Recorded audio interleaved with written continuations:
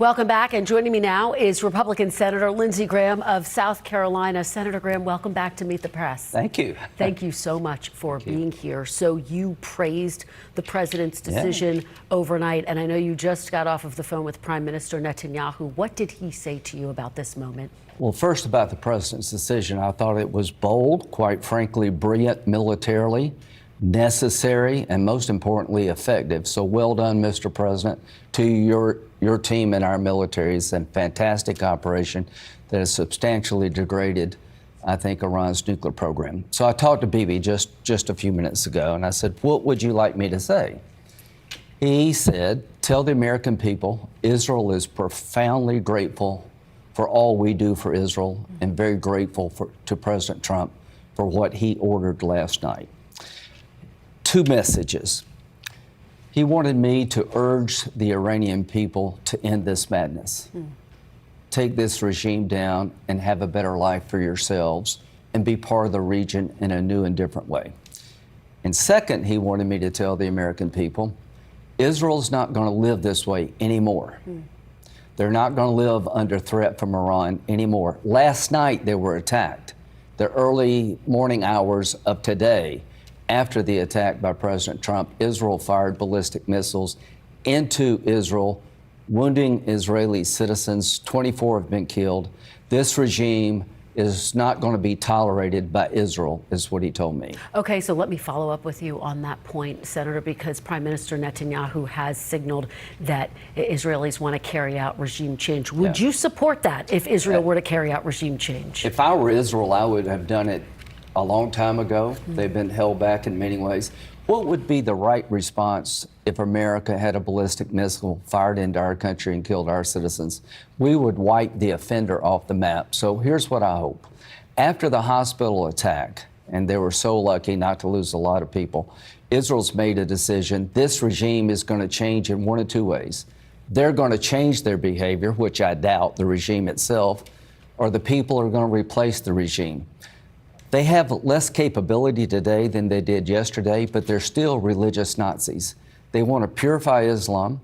They want to destroy the Jewish state and kick us out of the Mideast. Nothing's changed about the religious Nazi makeup of the regime. All right.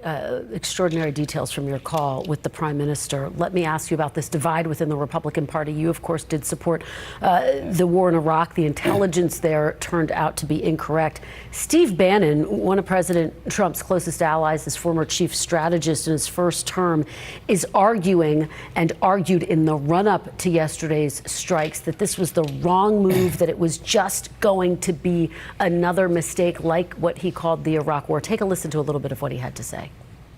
This is exactly the same pitch as the Iraq War. Weapons of mass destruction. Oh, I know. You have to get it. So they understand one thing. They think the playbook works. This is why we have to stop it now. If we don't stop it now, it's going to work all the time.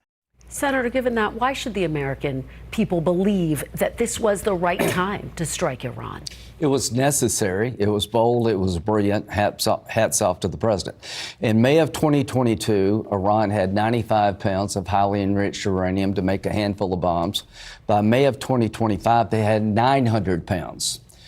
60% enriched uranium has no commercial purpose. They have one peaceful reactor, actually, in Iran. They haven't used 1 gram of their enrichment program to run that reactor. They get their fuel from Russia for civilian purposes. They had 900 pounds of highly enriched uranium to make more than a dozen bombs. This was the right call at the right time. It stopped their program from advancing even further. Iran with a nuclear weapon is an existential threat to the state of Israel. The country is in the hands of religious Nazis. They want to kill all the Jews, and they're coming after us, and they were set back. And to Steve Bannon and all those people, Iran is different. Nuclear weapons in the hands of the Ayatollah is a nightmare for the world. Their concern, though, is that this could lead to a wider war, maybe boots on the ground. Vice President J.D. Vance said that they're not interested in boots on the ground, didn't necessarily rule it out. Are you worried about that? No, I don't think I see boots on the ground in our future, but I do see Israel not stopping. Israel's not going to live this way anymore. They're not going to be subject to missile attack every day and every night living in bunkers. They're going to go after the heart of this regime. They're going to take it down one of two ways, make it change or replace it. What do you say to your fellow members of Congress who say that President Trump should have gotten congressional approval before taking this action? Did the president violate the Constitution by acting unilaterally? No, he was within his Article 2 authority. Congress can declare war or cut off funding. We can't be the commander-in-chief. You can't have 535 commander-in-chiefs. If you don't like what the president does in terms of war, you can cut off the funding. But declaring war is left to the Congress. We've declared war 5 times in the history of America. All of these other military operations were lawful. He had all the authority he needs under the Constitution. They are wrong. 1 minute left. 2 questions. We did see with past wars, the Iraq War, the Gulf War, the war in Afghanistan. The presidents then went to Congress. Why should now be different, Senator? Well, there's a lot of actions where the president didn't go to Congress. This was something that had to be done quietly. Last thing you want to do is come to Congress with an attack this sensitive. So what's the big picture? Saudi-Israel is more likely than ever. The Arabs are very impressed. I think we're going to see real change in the Mideast. The weaker Iran, the stronger the likelihood of peace. The Saudi-Arab-Israel deal, I think, is back on track, as to Russia. How does this affect Russia? I've got 84 co-sponsors for a Russian sanctions bill that is an economic bunker buster against China, India, and Russia for their brutal invasion, Russia's brutal invasion of Ukraine. I think that bill's going to pass. We're going to give President a waiver. It'll be a tool in his toolbox to bring Putin to the table. Is it time to vote on that bill? It's time to vote. Putin is getting worse, not better. Give the president a bunker buster tool economically to get Putin to the table.